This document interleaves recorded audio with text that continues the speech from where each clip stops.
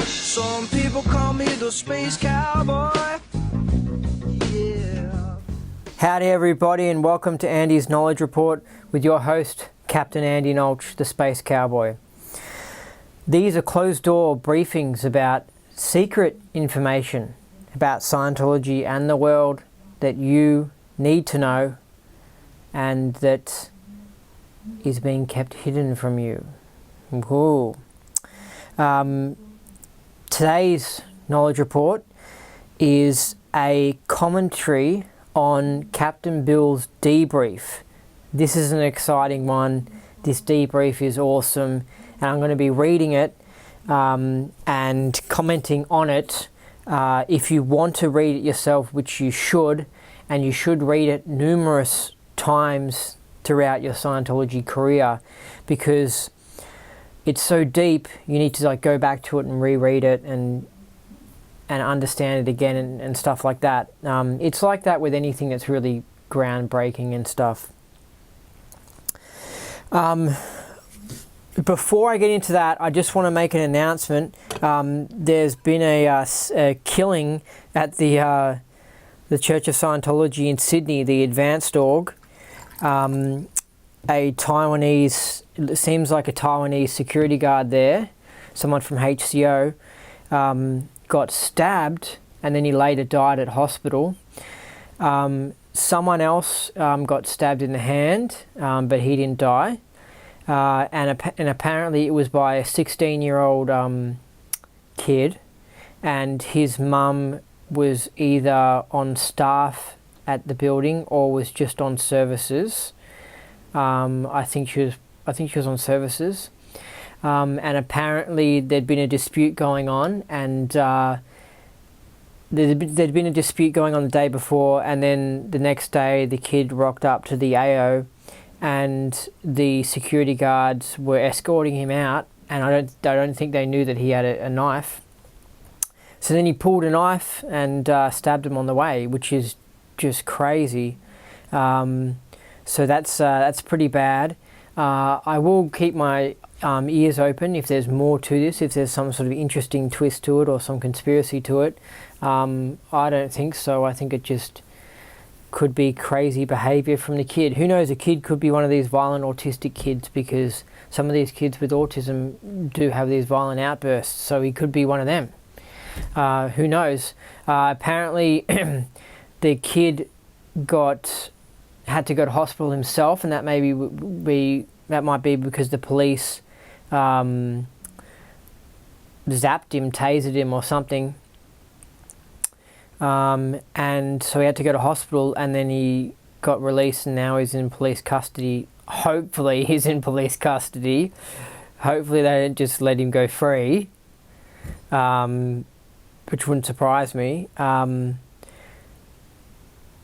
we'll find out what's going on. I mean, in the news they mentioned something like he's getting mental health checks now, and it's just like, oh no, they're going to go down that bullshit path of claiming he's mentally ill, oh, he's the poor victim or whatever.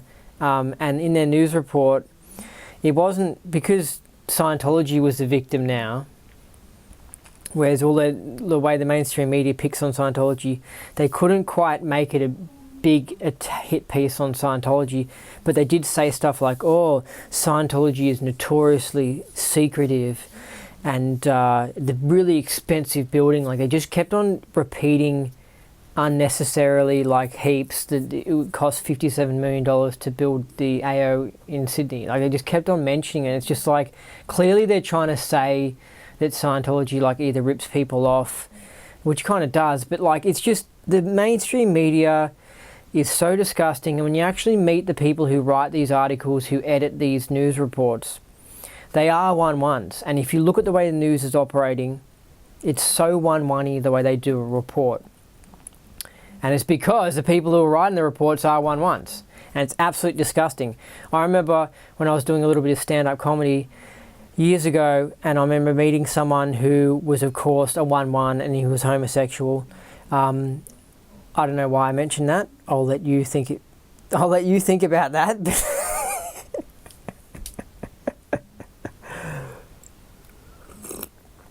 There is a connection. There is a connection between 1-1s and homosexuals. There is a connection between evil people and sociopathic people and homosexuals. There is a connection there. The same as people who wear glasses, there's also a connection.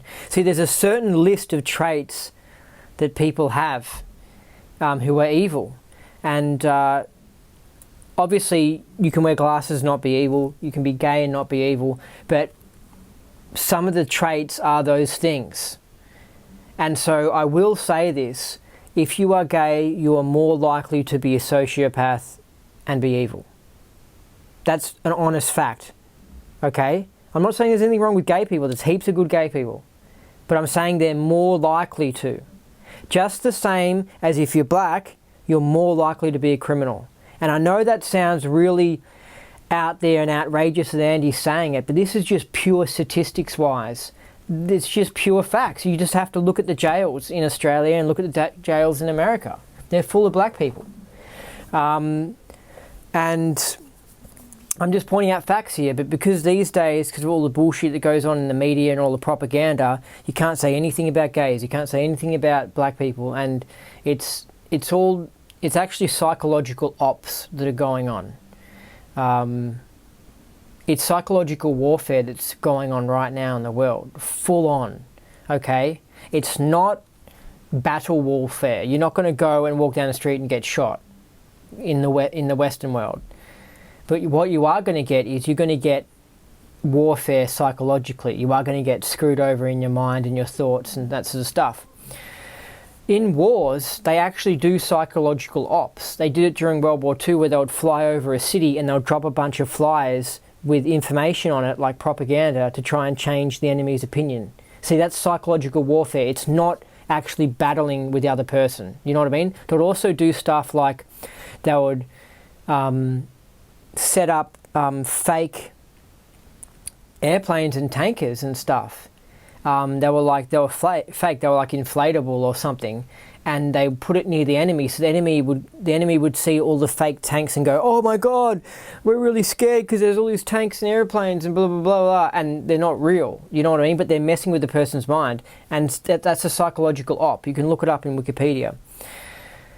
What's going on with all this leftist bull crap and all this anti-racism and stuff and all that sort of stuff? It's all just psychological ops. It's all just screwing with your mind, and it's people are doing it for a reason. They don't give a crap about black people, you know what I mean? They don't give a crap about gay people. They're using it in a way to try and advance their causes. Anyway, so I can't remember what I was saying. Oh yeah, so this person I knew who was doing a bit of stand-up comedy, and of course he was doing stand-up, and stand-up's extremely 1-1 profession. It was kind of cool in the 70s and 80s, but from post-year 2000, it's gone so downhill. It's just got full of people who just stand on stage and complain, and a lot of them are 1-1s. And they just make fun of stuff, and they're just absolute losers. But of course, there's still some that are good, but I mean, I didn't realize, like, I'm telling you, you just got to go in there. I've never met more mentally ill people in my entire life, more aberrated people. It's because they're 1-1s. 1-1s are very aberrated, right? It's just their tone level. But when you get involved in that, I remember I got involved with the amateur stand-up comedian scene in Melbourne, which is quite big. It's the place to be for this Australasian area. I mean, the aberration is just huge. It's just like, whoa, these people are messed up, and you feel really bad around them, like bad vibes. Like, I feel good around OTs, and I feel good around Scientologists, and I can open up, and I just feel great and stuff. But when you get around these 1-1s, I mean, it's not nice vibes. It's really messed up and negative and screwed up. Anyways, this guy was gay. He was also a stand-up comedian, an amateur stand-up comedian. And he was working for a TV show called The Project, which is just a horrendously disgusting show because it just does leftist propaganda. I mean, think of CNN if you're from America. It's sort of like that, but it's done in this really trendy way. Like the guy who came up with it, with the show, was actually quite clever and creative, right? And he used to have a funny comedy show, and it was successful. And he came up with this funny way of doing this news show, this cool way.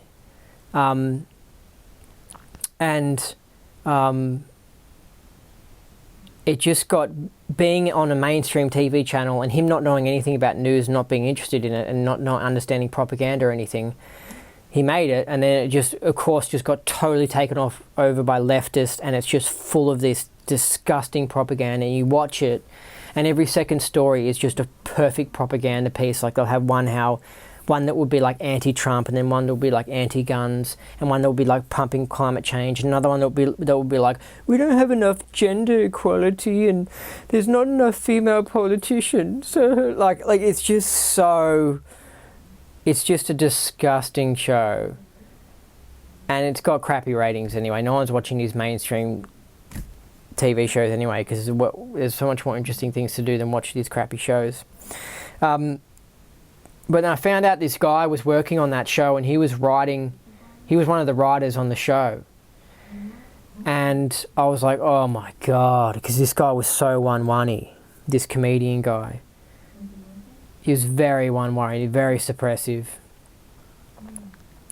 And I was just like, yeah, that makes sense. You're writing these stories, and so when you hear about a stabbing at a Scientology church, for example, something like that, instead of just reporting that, he'll say something like, oh, the kids, it's this poor kid that's at the center of all this chaos, and he had to get taken away in the police. They didn't exactly say this, right? But this is what they implied with their story. Like because anyway, that they put a lot of implications and twistings and alteriz into things, and so they implied like, oh, this poor kid is caught up in this messy event, is getting a mental health check now, and it wasn't like, here's what the kid did, this kid's bad, and here are the facts of what happened at this stabbing.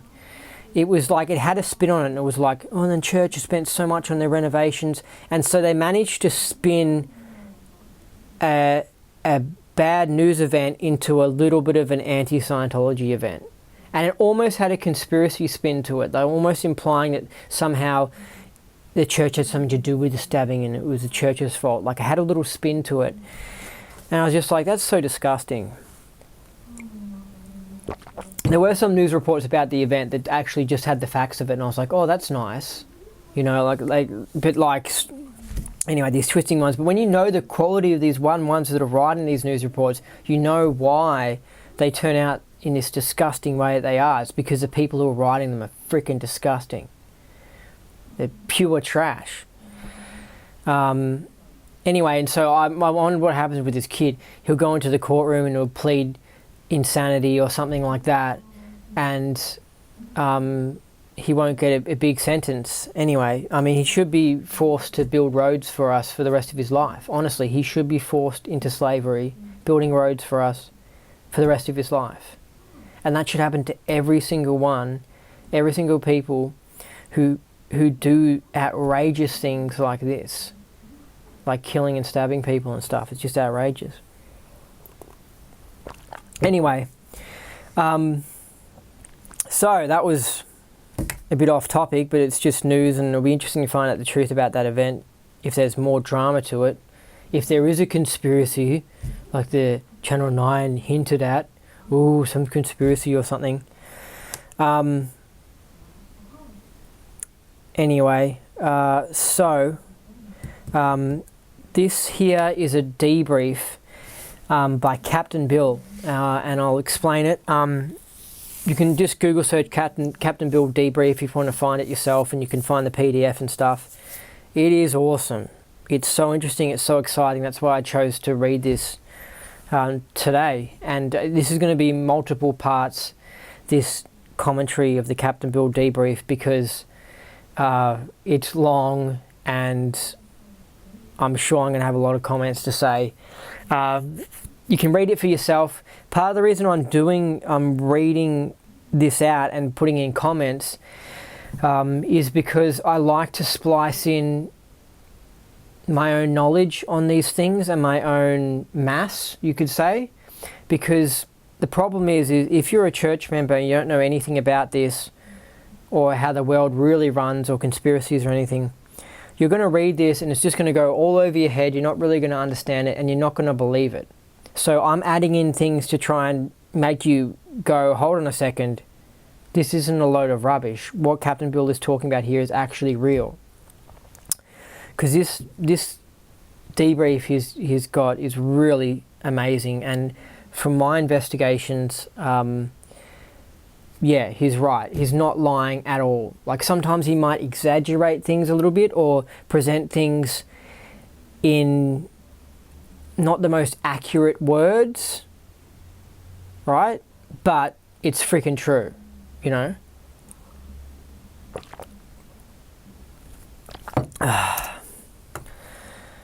All right. And I won't slurp when I'm having my tea as well. Too many people complained about that. So that's it. It's over for me. No more slurping. Okay, so this is in a Sector Operations Bulletin, SOB, which is a funny name, which is a funny acronym or whatever. And this is Ron's org. This is Ron's org material. Captain Bill was a top Sea Org member, and he left when the church got corrupted in the early 80s and when the church got stolen from L. Ron Hubbard when he was in hiding. And Captain Bill left because he knew things were wrong. And he went and started his own Scientology center basically outside the church. And so far it's the most successful Scientology organization outside the church. And it's absolutely fantastic. It's got great data and I totally recommend it. So, he was a captain of one of the ships, by the way, that was going around the Mediterranean. That's how he got the name Captain Bill. So, I'm going to start reading this debrief, and basically this is a debrief from May in 1982, and this is just after he left the Church of Scientology because he got corrupted and stuff. So, this is a really heated, hot time. This was like, whoa, a lot of excitement. The church was getting raided by the FBI and Mary Sue was getting thrown in jail. Like there was all these dramas going on. L. Ron Hubbard was having to run away and hide because the government were trying to assassinate him. So this is like whoa excitement. And then so Captain Bill's come out and now he's saying, here's my debrief of everything that's gone over in Scientology in the past 30 years or whatever. So this is it. It's really, this is just so cool. So I'm going to get into it. Hello, John. It's written to John Caban, I think. Doesn't say his last name. Anyway, hello, John. This is Captain Bill. I've decided to send you a tape in a sort of a whole debrief of all the stuff that occurred since 1966 up to present time in 1982 to try and give you the data in case you may need it. Because, as you can see, anybody that tries to get this data applied gets shot pretty bad. But if you don't know the data, even worse can happen to you. That's kind of true. I won't try and interject too much because I know that I can almost interject on every paragraph and I don't want to do that. I don't want to ruin it for you. This is also handy if you don't want to have to read it. You want to listen to it because it's a YouTube vid. Some people like to listen to things. But you should read this yourself. Part of the reason why I have so much respect for Captain Bill as well is because I'm hugely into the whole UFO topic and aliens and what's going on with them. And Captain Bill's UFO lecture, which you should look up and listen to, you should watch because it shows stuff. From years of looking into this topic and finding out the truth about it, Captain Bill was right in that lecture. And that was a good lecture and it was good, accurate information. I mean, the first time I watched it, so much of it went over my head because there's so many things you don't know about. It's like study tech where you come across words that you don't know. In this thing here I'm going to read out in my videos and in Captain Bill's UFO lecture and in a lot of actually the UFO videos and information about them. They're so deep. There's so many things, so many concepts people don't understand. And so you can hear someone say 0 point energy or something, and you can look it up and you can get a little word clear and a little simple idea, but you don't really know until you actually fully know about 0 point energy. You know what I mean? And until you fully know about Roswell. You can hear someone mention Roswell and go, oh, that's where the UFO crashed.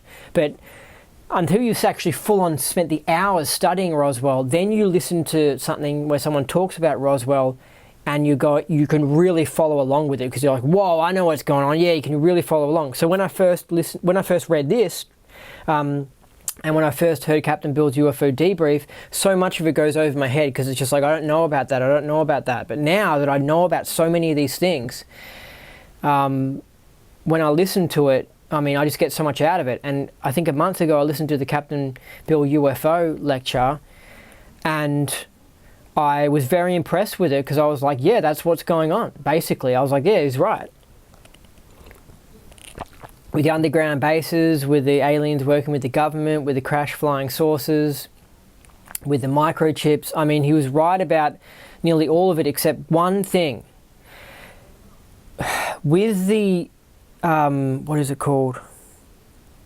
With the Alternative 3 thing, that video that's shown of Alternative 3 is not the real deal. It's acting. It's the footage that shows on Mars is a film set or whatever. That's all acting and stuff. The whole Alternative 3 story is true, but the actual footage, and you can find it on YouTube, the Alternative 3 video, that's scripted and that's actors playing that, and they're not actually really whistleblowers and stuff. They're playing the role of a whistleblower, if you know what I mean. It's actually something really interesting has gone on with that Alternative 3 video. I find it really interesting. But anyway, when Captain Bill watched that video, he thought, and it showed footage of Mars, he thought that was real footage of Mars. But no, it's not. But I'm sure the government does somewhere have the actual real footage of when they went to Mars, which, yeah, real deep stuff. I mean, he's talking about how there's a colony on Mars, basically. There's humans on Mars. Anyway, so that's why I'm saying I have so much respect for this guy. I like all the Ron Zorg people. They seem very uptone and really switched on and keyed out and stuff. And I like the information. I learnt a lot about his alien information, because when he went and started his own thing, he kept the Scientology tech, but then he also wrote these sector operations bulletins and added additional information. And I don't know if I believe everything in it, but I benefited from reading it. It was interesting how he talks about, he calls them scenarios, but based like the scenario idea, like that was good. It makes me understand how the world works and stuff, and he's just right. Anyway, so you can download the whole sector operations bulletin book, and it's really out there data, and you won't believe it, but it's not confidential and it's not special OT stuff. You can read some of this stuff, and just talks about stuff to do with aliens and stuff. It's really interesting. Mainly suppression and stuff coming from SPs on this planet. Anyway, I will continue. So this is sort of a background to all the stuff that we talked about and that you see in the States. And this is what's happening and what's behind it. And as long as the church carries on like this, they are going to end up in the arms of the government. Which they did end up in the arms of the government. So he was right about that. And unless these guys get together and get over their fears and get over their Q&A, it will happen, and we won't be able to pull off Ron's plan for this planet. So I want the big Thetans, the guys that can do things, the guys that can get things done, the OTs, to really understand what's happening. So I'll start off and give you the sequence of events. Actually, you can go back to 1950 if you want and listen to what the boss has to say about it's in the tech volumes, it's in the tech, it's in the policy letters, about the various government agencies and psychiatry and doctor organizations and your special interest groups and your world bankers and all of that.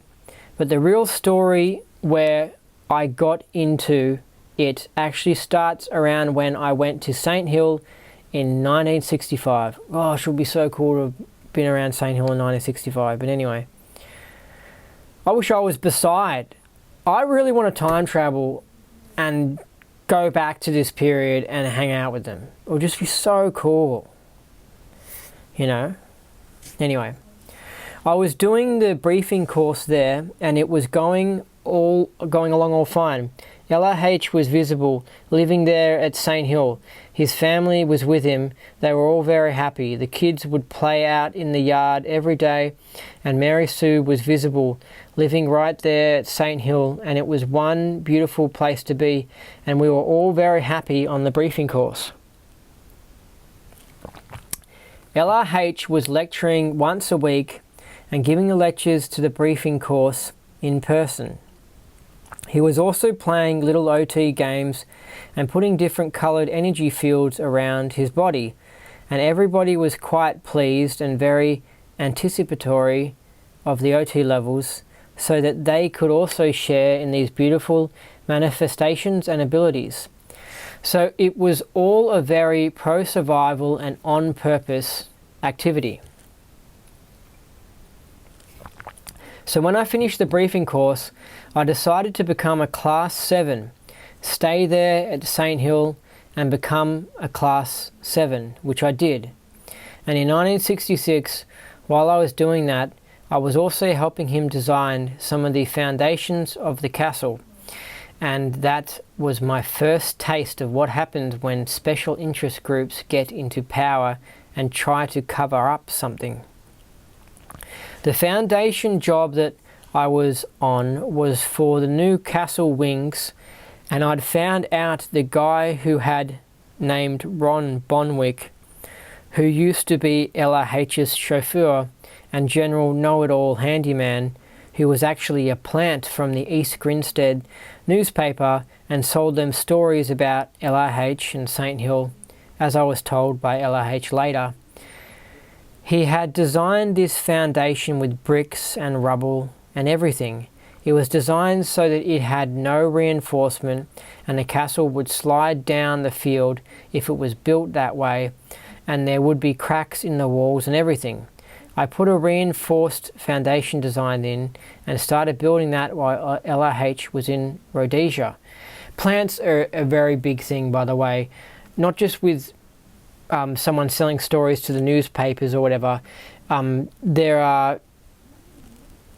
You just got to look up the idea of plants, but there are lawyers who are plants and the lawyer isn't actually defending that person. He's actually secretly taking bribes and working for someone else, but he pretends like he's defending that person, if you know what I mean. And in the courtroom, he makes it go a certain way. There are judges that are sort of plants. There are policemen that are plants. A policeman would actually be taking money from, let's say, the mafia for drug, for letting them get away with drug imports and stuff.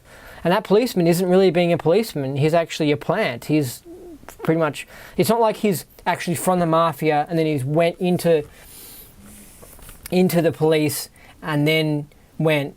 It was like the mafia he was probably already a policeman, and the mafia went up to him and said, hey, do you want to basically help us out and we'll give you a lot of money? And so that's how they get their plants. It's not as hard as what you think. When I first heard of plants, I thought, and this is the main definition of plants, where you take someone and they go in, they secretly go and pretend to be a Scientologist, or they go in, they pretend to be a Russian government official, but they're really actually an American CIA, like a plant. Or they go into Microsoft and they're really actually from Apple, trying to get secrets from Microsoft's inventions, and they're going to use it in Apple. Do you know what I mean? You have that plant, but you could also have the plant where the person just already is in these organizations, and then you just confront them and you offer them a bribe to do what you want.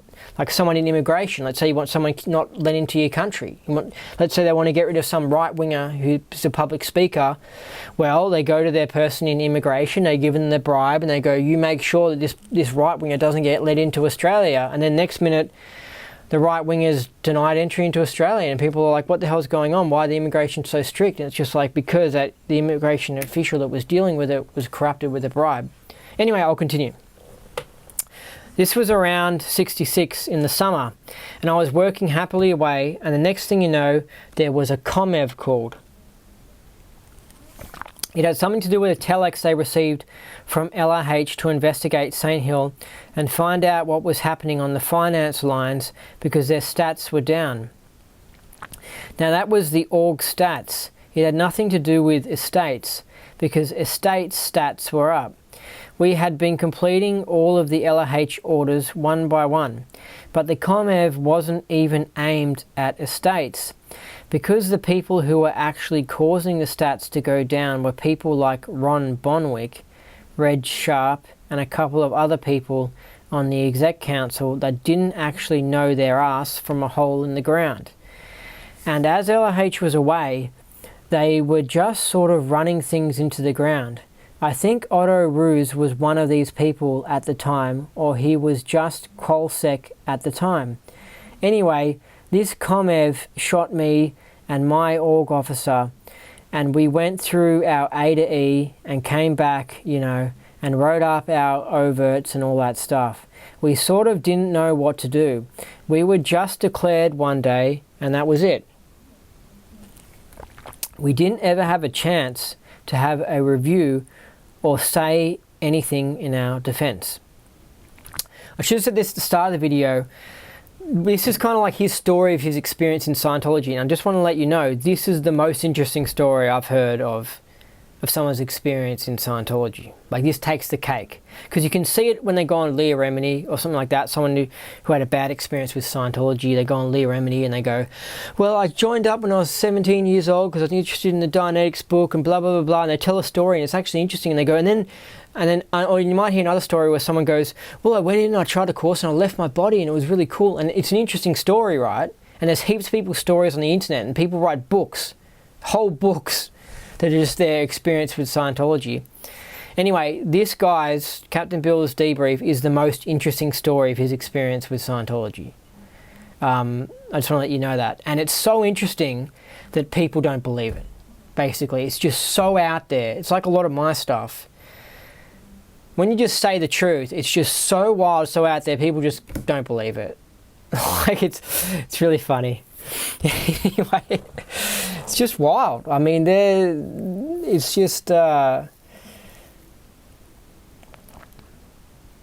mean, the moon could be made of metal. I mean, there's evidence of nuclear bombs going off on Mars thousands of years ago. There's a whole planet that got blown up, and that's the asteroid belt. I mean, how much more do you want? There's so many things that are just mind-blowing. They're bird people from the Egyptian times. Bird people. People who have a bird on their head. That's their head. It's a bird.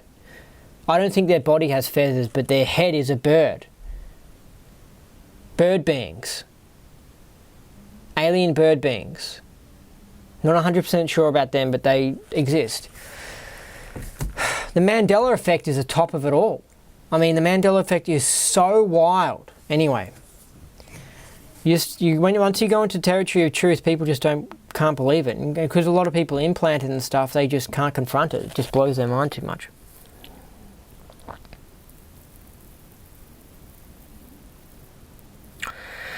Now, there was a couple of committee meetings where they assured us that everything was all right and there was nothing wrong. So we didn't have anything to defend, you know.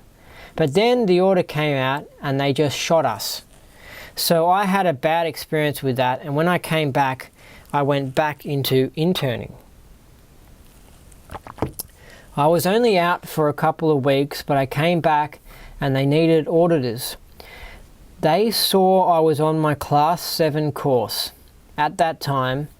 However, they had also invalidated my foundation design and they left the reinforcement out of it, and when the guys who took over built the thing, they left the reinforcement out and the walls did crack, and for many years it was believed that it was my fault, until I finally talked to Mary Sue one time and told her the story, and she said, oh my goodness, and everybody was blaming you, and really you were the guy who had tried to make it right. And I said, that's right. And she said, then it was these other guys that didn't listen to you that were the people responsible for that thing cracking later. And I said, that's right. I'm a trained civil engineer and I know what the hell I'm doing with these things. Now, I just want to mention this as well.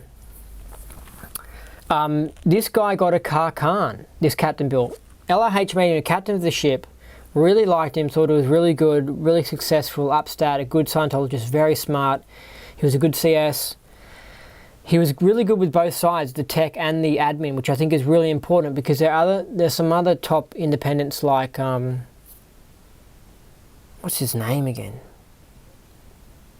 David Mayo, but he was more an admin person. You really need to be an expert on both.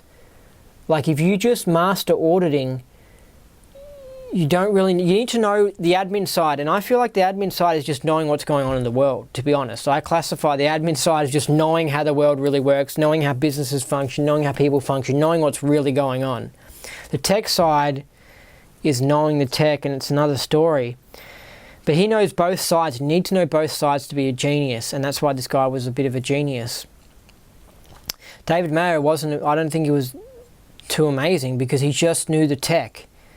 And when he got confronted with data about the wild out there stuff about what's really going on, he couldn't believe it. He couldn't understand L. Ron Hubbard because he didn't know the data that L. Ron Hubbard knew. If you know what I mean. Anyway, so this guy got a car Khan, which means that it's a bigger ethics award which basically says, you're absolutely awesome, so you can't get in trouble with ethics because you're so amazing. But as you see in this story, they still managed to get you into trouble with ethics even though he had gotten his car Khan. And I think that's kind of wrong because I think L. Ron Hubbard really sort of meant that, you know, in the car Khan, he meant to say this person's awesome and ethics should just leave him alone if they don't understand what this person's doing. This guy's very good, very smart, so I'm giving him a car Khan. Anyway, so this guy got a car Khan, so this guy's respected, man. Like, really. And one of the guys that didn't listen was a guy named Herbie Parkhouse. And although he was a good Scientologist, he just won't listen sometimes. He has his own ideas about things and he didn't know anything about estates. He used to come and ask me things, but then he wouldn't listen to me really, and he would just listen to what he thought. But if he didn't know something, he would come and ask and try and carry on. He was just trying to oversee the estate stuff after I was back into auditing. Okay, I'm going to bring up something that's going to go off topic now, but I feel it's just part of these videos. I go all the way with these videos. This might ARC break some people. This reality factor I'm going to tell you might put you off listening to the rest of this debrief. I just had a moment there of realizing that I'm now in a different alternate reality. And it happens to me quite a bit where I will go and read something that I read a year ago, or I'll go to yoga class and I'll look at the ceiling and the ceiling will be different to when I was there last from what I remember. And I'll be like, what? The ceiling's changed? Or I'll watch a movie that I had that I'd seen before, and I'd watch it again and I'll be like, wow, this movie is different. And I'll be like, this isn't the same movie that I saw. Am I getting confused? Happened to me the other day. I was watching a Nicolas Cage movie, right?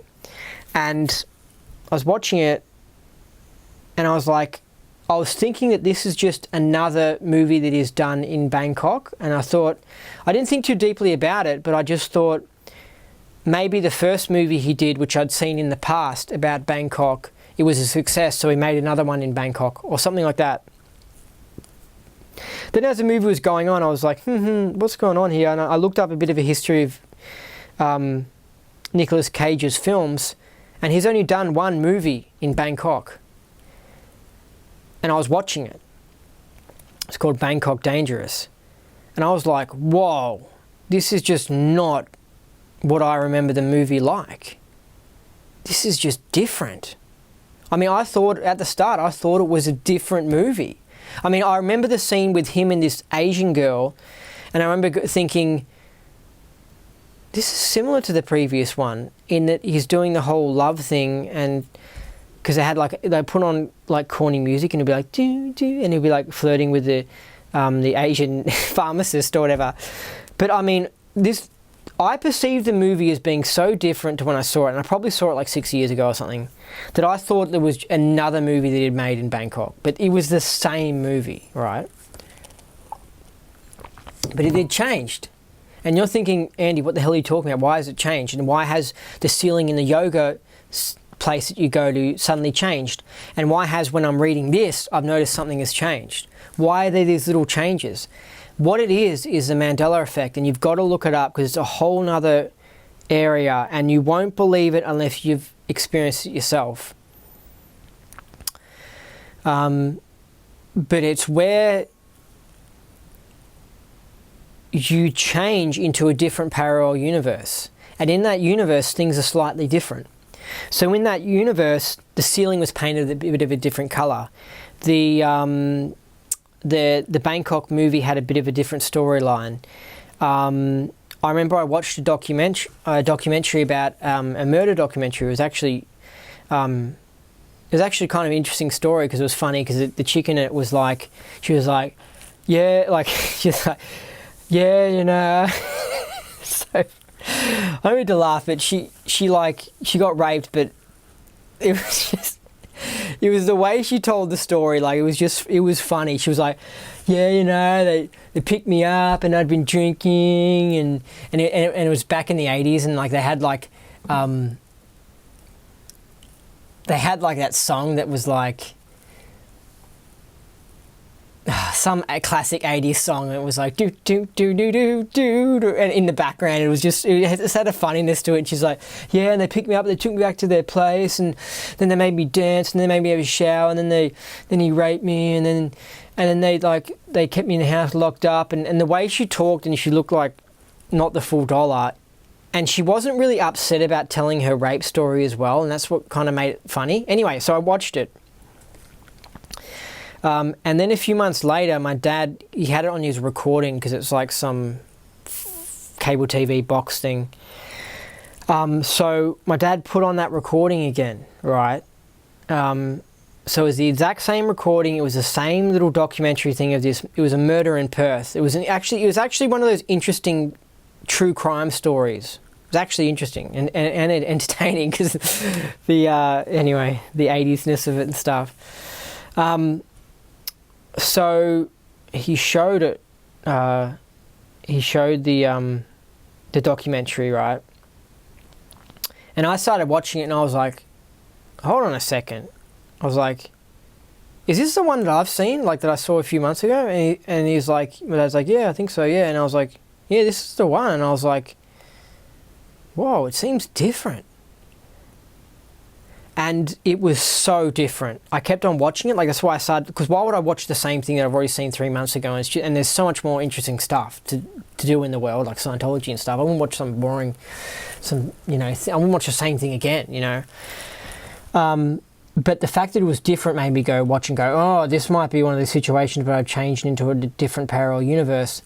And I started watching it, and it used heaps of songs in it. The first one, there was only 1 or 2 times they played Dire Straits, that is, Dire Straits. You know, Los Romeo. There's something funny about the Dire Straits songs. But they only played probably 1 or 2 of them in the first time I watched it. And then a few months later, suddenly there was Dire Straits songs, there were other songs from the 80s, there was like jam-packed action scenes, like reenactments. It was really jazzed up. It was edited different. It was like the whole story had been produced by a different person. I mean, it was still the same actor who had this funny look on her face when she was retelling a story. But it was so different, and I was watching it and I was like, whoa. And even little specifics of the story were different. Like she got locked up in her room, and they didn't have a lock on the window. She could have just opened the window up and ran off, but she stayed in there for like 30 hours And then only when there was an opportunity, when they went to the front door, then she was like, she put up the courage. She was like, and then she went through the window and then ran off. And the reason why I was like, this is so ridiculous, because I was like, you could have done that so many hours earlier. Like, it was probably 2 days earlier. I was like, you could have done that 2 days earlier. They never even had a lock on the window. Like, they obviously thought you were such a retard that you wouldn't even open the window up. Anyway, so in the first story, there was no lock on the window, right? And I noticed that because I was like, that's so funny. She could have just ran away ages ago, but she just stayed in the room. And it was just ridiculous, right? And then the second time I watched it, when my theory that I went into a parallel universe, the window had a lock on it, and she had forced it up and broken it up. And the reason why I noticed it, because I was like, oh wow, there's a lock in the window this time, and there was all these other little different things like the songs and the editing. And I know about editing. I know about video production and stuff. Like, I'm aware of it because I've done it. And so I can tell when one person has edited something and produced it, another person has edited it, because the other person has a different style and the way they cut their scenes and the way they use different music. And so the second time I watched this in this parallel universe that I'm in now, it was just so different. It was just like, I was like, whoa, I cannot believe I'm watching the same documentary. I'm like, this is full on, I've gone into a parallel universe. Because sometimes it's usually little things where, like the ceiling thing, where I go, wasn't the ceiling painted a different color? Like, I don't remember it being blue. You know what I mean? Like, little, like, there's things that you can't really be certain of. But this murder documentary that I was watching, it was like, I could really notice a difference. I was like, no, this is full on. I did not watch this documentary last time I was at my dad's house, right? So I watched the whole thing because I was like, this is entertaining. I want to see how different this is. And it was so much different. Like, it was so much longer. And so this is the Mandela effect, and you've got to look it up, and it's a whole different separate topic, right? But it's basically something where apparently there's parallel universes and there's a multiverse where there's just all these different versions of the universe, right? And there's another universe out there where your parents decide to have an extra child, or where you had a big hairy dog when you were a kid, if you didn't have a big hairy dog, or where you had a pet rabbit, like things that are a little bit different, or where that movie wasn't made by that director, or where the line in the Star Wars movie, Luke, I am your father, is, no, I am your father, right? That's one of the biggest Mandela effects that a lot of people notice. They're like, whoa, what are you talking about? Star Wars? It's Luke, I am your father. And you're like, no. It's no, I am your father, and it's always been no, I am your father. And people are like, whoa, I've gone into a parallel universe, right? It's actually happening. This is a topic that's even harder to get people to believe in than aliens. Like, people are just like, what the hell? It's so mind-blowing, and there's so many Mandela effects. I remember I first found out about it a few years ago. Actually, about 2.5 years ago now. Well, a bit over 2 years. It was so mind-blowing when I found out about it, because I was like, whoa, this makes sense. I'd noticed that. You know, I was like, whoa. And you can just look up the major Mandela effects, right? And you'll find some of them you remember differently. And you're like, what? You're telling me mirror, mirror on the wall, who's the fairest of them all was never said in the Snow White movie? It was magic mirror on the wall, who's the fairest of them all. And it's always been that line. And you're like, what? And then you're like, well, why did they call a movie Mirror, Mirror on the Wall then? And why is there this odd book from 1951 that still says Mirror, Mirror on the wall? It shows that we live in a freaking matrix or something. You can change your code and you can change the whole thing, or you can change into a parallel universe. I don't know which one. It shows that you can change parallel universes or combined parallel universes. And when you combine the parallel universes, some people remember the old version, some people remember the new version, and they think it has only ever been the new version. It's really trippy. It's just such a deep topic thing, and that's what I'm saying. If you don't know about the Mandela effect, look, it's super cool. Stop this video. You're not going to believe anything that I'm saying. You're not going to believe this thing. You've got to find out the truth about life and what is really going on. It's so deep, so wide, so cool. Anyway, so I, compared to other people, tend to go through the Mandela effect a lot more than others, and I think it's part of being spiritual. It's also partly the fact that I can confront the truth. Like, some people are so mind blown by this concept, they just go, no, I must have remembered that movie wrong, or they go, oh, I must have remembered that documentary wrong, or I must have remembered the color of the building wrong, and they just keep on thinking that they got a bad memory, and it's just like, no, it's not that. I mean, my memory isn't that good. I know when I don't remember something, right? But when I say I remember Sex in the City was called Sex in the City, I remember the show being called Sex in the City, then suddenly I remember seeing ads on TV saying, watch Sex and the City. Sex and the City is coming up. And I remember going, why is it called Sex and the City if they changed the name of the show? And then you look up the Mandela effect and you find out apparently it's always been Sex and the City. And you're like, what the hell? I watched a video, right, of a guy going around with the Ford logo, right? And the Ford logo's changed now. And he went around and he showed all these people the Ford logo, and everyone was saying the Ford logo was the original one that we all remember, right? And then he would say, no, the Ford logo is actually this new one with a stupid little squiggly tail. Like, it doesn't look better, the new version, right? That's in this new universe. But everyone remembers the old version. And those people, they don't know that they're affected by the Mandela effect. They probably don't even believe in the Mandela effect. But if you check them, if you go up to people in the street and you ask them, what was that line in Star Wars? What was that line in Snow White? What was the old Ford logo? They all remember the old reality. This will be interesting for you people who are listening to this from America. In Australia, we all remember, like the majority of people, right? When I tested them 2 years ago, I made a video on the community TV show that I was making. I actually went out on the street. I was one of the first people to do it. I'm kind of proud. Because when I found out about the Mandela effect, I was like, we need evidence for this. I need to go up to people and have it recorded, or how all these people remember the old version, right? So I went up to people on the street and I said, what's that line in Star Wars? What's Sex and the City's? What's the name of the TV show, Sex and the whatever? And I tested all these people. And it came back, I said, how many states does America have?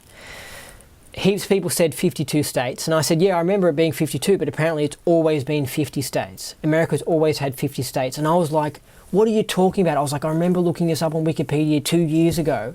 I specifically remember it because I look up all these things. I look up words and stuff. I remember locking in my head, America has above 50 states. So whether it's 51, 53 or 52, I just knew it was above 50. It wasn't 50. Otherwise I remembered it's like 50. But I remembered, no, it's above, it's more than 50. I locked that into my head. And then suddenly it turns out it's 50. And everyone's saying 52. Anyway, you can look up my video, look up The Kink, Street Quiz, Mandela Effect, Andy Nolch, something like that will come up. But other people have done it since. They've done things where they've gone up to people on the streets and you got the evidence. Everyone remembers the old version. It's really happening. We've got the hardcore evidence. Everyone isn't just randomly getting the Ford logo wrong. People are remembering this. Anyway, it happens to me more often, but it also could just be because I'm actually aware of it. I'm quite aware because of my Scientology and all the other spiritual stuff I've done. I'm willing to confront the truth, but other people just go, no, that's just people remembering things wrong. They just pass off the whole thing, like the whole skeptic attitude. They go, no, it's just people remembering things wrong. And it's just like, no, it's not remembering things wrong. Anyway, so the reason I bring this up is because I have it happen to me quite a bit, and I've had it happen to me while reading this out to you right now. This is not how I remember the debrief. He's showing conversations with people so far. I mean, the first time I noticed, I thought it was strange, and I thought this might be a Mandela effect, but I just put it at the back of my mind. Then I kept on going, and I was like, more conversations? I was like, all right, that's it. I'm in a different reality. I have to tell you guys this debrief is different to what I remember it.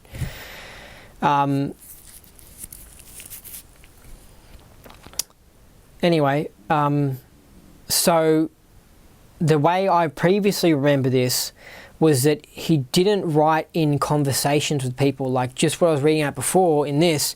He was having a conversation with Mary Sue, and he was actually writing out he's actually saying the conversation that he had and the conversation he had with someone else. In the debrief that I remember reading, I probably last read this a year ago, and then a year before that, there was no running dialogue of conversations that he's adding into it. So, but this is the sorts of things, these little changes, right? It'll be interesting more how the story goes on and changes more. But this is why things are so wild, because I am going along trying to find out the truth about things and about history and what really happened. And then suddenly you can go into a parallel universe where the history is different and you're like, oh, great. So now I'm in a new universe. Right. So now I've got to find out the truth in this new universe, and I'm going to get my old universe confused with this universe, and it just makes it almost impossible to find out the truth about history. And it makes it funny. It just makes you just not give a shit about life, because you're like, this is just a funny joke. This is just an interesting experience. It's really deep, really out there. When I first found out about the Mandela effect, I mean, I watched so many videos on it and I read so much about it on the internet. Like, I went crazy because I was like, this is wild, this is exciting. I was like, whoa. The only other time I was so excited was when I found out about the truth about Scientology and what really went on with the church and everything. And that was when I was hitting the internet and I was like, whoa, whoa, whoa. The Mandela effect, I was like, whoa. And I was also really scared. I was like, whoa, this is scary. I was like, whoa, what is going on? And I'm like, am I going crazy? Like, this is wild, this Mandela effect. It's really happening and everyone's experiencing it. Well, nearly, I don't know what the test is, but it seems like 9 out of 10 people are experiencing it. Anyway, but you just got to look up the multiverse and parallel universe theory and that sort of stuff. And there's full-on science theories on these things. So it's not that out there. I mean, mainstream science is looking into these areas and going, what's going on with the multiverse and stuff, but none of them are willing to come out and say what's going on with the Mandela effect. And I always thought, when I first heard about it, I thought, what's going to happen with Scientology tech then? If Scientology tech can just change, well, that's just wild then, because we're supposed to have standard tech. But you know, it's like, good luck. You know what I mean? Anyway, so I'm just going to continue reading this. Not for much longer because I've been going on for a while. But this is what I'm talking about, where this is just so wild.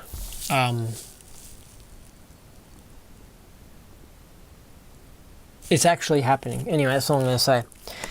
Anyway, that's the story about how the castle thing happened. I just wanted to clear that because there's an example of special interest groups and people that think they know best causing something that is a bad effect. Anyway, when LRH came back from Rhodesia, he straightened it out and got a comev on the right people, and he also gave a debrief of his Rhodesia trip on a tape that you can hear. It's in 1966, I think, around August, and he tells about the special interest groups down there that failed to renew his passport when he was getting a little too much political power going down there and was trying to get Rhodesia going into one man, one vote so that blacks could have a vote. And that wasn't obtained since they knocked him out of there. It was finally attained though. His postulate did come out on that, and now it's called Zimbabwe, and they do have one man, one vote, and they have all black rule. So sorry, I just had another moment of Mandela effect. I mean, I'm not going to... He didn't go into all these specifics about Zimbabwe in the previous one. He just said, now there's one man, one vote. Like, it was just a brief mention, but now he's going into details this time. And they have all black rule, so it only took 10 or 12 years. Yes, his postulate came true. He always makes sure those postulates come true, and they will come true one way or the other. Now, right after that Rhodesia trip, he realized something about OTs, and he wrote that famous one about OTs work well together and can't do it alone. And he started the C Project in 1966, October. By the way, if any Scientologist experiences the Mandela effect, especially people who are OT, I would love to hear from you. Because it's my theory that more spiritual people are, the more OT they are, the more they actually experience the Mandela effect. It's very interesting. Anyway, I joined as being on the clearing course. It was by invitation only, and I got invited to it, and he went off again in the fall winter of 1966 to research OT3. And for that, he went to Africa and later met us in Las Palmas when I was put into active service on the Enchanter, January 1st, 1967. So in 1967, I started on the C Project, and I've sailed as chief engineer on the Enchanter all the way from Hull, England, down through stopping at Oporto and Gibraltar and Ajuda, and ending up in Las Palmas. And when I got there, as Virginia Downsborough and I were riding around, sorry, that's another Mandela effect. He's throwing in lots of names in this one, where he wasn't throwing in all his names on the other one. It was actually a lot punchier, the other one. To be honest, this one might be better because it's got names, but in this reality, it's not as fast. But anyway. And I were riding around doing some shopping. We decided to stop by the post office and see if there was any mail for the Enchanter or anything. And we found a telegram in there from LRH, and it said, "Please meet the plane." It was addressed to the crew of the Enchanter, you know, and it said, "Please meet the plane." I don't know how to handle this. I mean, this is wild. Okay, when I first noticed the Mandela effect, it was like the title of a movie would change, or a line in a movie would change, or a wall would change colour. But it wasn't like full-on something changing from start all the way to finish. It wasn't like a whole movie changing, it was just one little bit of it. Whereas now, in the past 4 months, right, I don't know if it has something to do with me getting into remote viewing, but whole movies are changing, and whole things, like whole documents like this are changing. It's not just one little bit. And it's just amazing to read this, because I'm like, this is either a fake copy, not the copy that I read last time, but it's the same one on my hard drive and everything. You know, it's not like I've got some new dodgy one that OSA has changed on the internet. This whole document has changed. For example, he didn't repeat himself in these bizarre ways. Throughout this whole thing, he keeps on repeating himself with things. Like he says, "So we got the vote," and then "so we got the vote," and he's repeating himself. Now he goes, "Please meet the plane." It was addressed to the crew of the Enchanter, you know, and it said, "Please meet the plane arriving on a certain day from Tangier at a certain time. I will be on it." And it happened to be that day, and it happened to be 1 hour from the time the plane was arriving. So see how it repeats bizarrely the same thing, meet the plane, meet the plane. It wasn't doing this weirdness. And that's one thing I've noticed with the Mandela effect, with these changes to the reality, if I'm going to a parallel universe, or if the people who control this matrix are changing things. Because I believe they're beings, aliens or whatever, that are full on outside this matrix, and they can just change a code in the matrix, and then suddenly the drummer for the Who or whatever, guitarist called Pete Townsend, is suddenly called Pete Townshend. So all they do is change a code in the matrix for the Pete Townshend, and it's Pete Townend. That's one of the Mandela effects, by the way. It's actually the first Mandela effect I remember, ever, I think. Well, actually, I didn't know anything about the Who drummer Pete Townshend, but I remember hearing the name and going, Townsend, that sounds like... Oh, I remember having problems pronouncing and thinking there was something wrong with it. That was obviously a bit of my knowingness kicking in there. I remember hearing it in like 2006 or 2007, and now 10 years later or whatever, I now know... Well, no wonder why I was was thinking that's a kind of odd name or something, because there is something wrong with the name. It's supposed to be Pete Townsend, I think, but I was reading Pete Townshend. Anyway, these videos are personal, but I want to give you all the information so you can believe it. I'm still struggling to believe the Mandela effect. It's so wild, but I'm experiencing like there's no tomorrow on this comm. But I'm going to continue reading it. At least so far, I haven't noticed the data really changing. Like, the story's the same, it's just the wording and the extra information. Anyway, I've got to finish the video soon, so I'll just continue reading a little bit. Anyway, so we jumped in a cab and went out to the airport, and we met LRH coming with his full OT3 research materials, and we welcomed him, he welcomed us, and we got him a place. That's the sort of weird stuff I'm talking about, where we welcomed him and he welcomed us. Like in the previous debriefs that I read in the other reality a year ago, he didn't write these weird things. And we got him a place to stay, and we set up right away into production, getting the ships ready for sea and OT missions. He wanted to set up an OT base to get OT3 run. At that time, it was thought it had to be run in a special warm environment with medical service available, and he later discovered easier ways to do it. But his research notes were approximately 3 feet high and handwritten, and those had to be copied and sent into safekeeping back at St. Hill. It had all the points of the catastrophe that happened on this planet 75 million years ago, with and including ethics orders on those responsible for the catastrophe.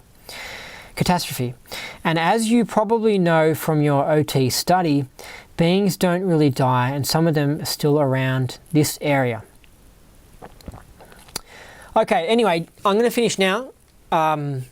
Because this has been going for very long, and this is going to be multiple parts. I guess this has taken a whole new interesting twist to it now that I've actually noticed for the first time something to do with Scientology that has been changed by the Mandela effect. It doesn't surprise me. I noticed it's been ramping up more and more and more. Just watch all the videos on the Mandela effect. When I first found out about it about 2 years ago, there was like a list of like 20 Mandela effects that people had noticed. Now you go watch it and people are like, this has changed, that's changed, this has changed, that's changed. And apparently some of them have changed back to the original and then changed back. So it's wild. It's a fun game. We're going to go along with this ride. So I'll continue from this next time. And that's it for this podcast. But before I end off, I've got you an LRH quote. And this is how it goes. This is from LRH in the Phoenix Lectures. The Satan loves a problem, and that is the basic of problems. Yeah, it's true. I've noticed that as well. I've noticed that people like to have a problem. People like to have dramas. People don't like to be bored. That's why when you get people into Scientology and cool things like the Mandela effect or aliens and just really out there wild stuff, spiritual stuff, they're not as bored and they're into like cool stuff, and then all these other problems drop away because they realize that those things aren't that interesting and those problems are just boring, and then they move on to much more exciting and interesting problems.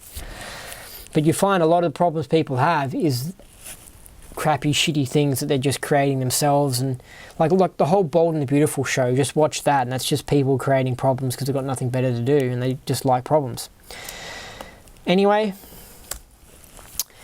that's it for today's Knowledge Report. I've been your host, Captain Andy Nolch, the Space Cowboy, and until next time, remember, get up that bridge.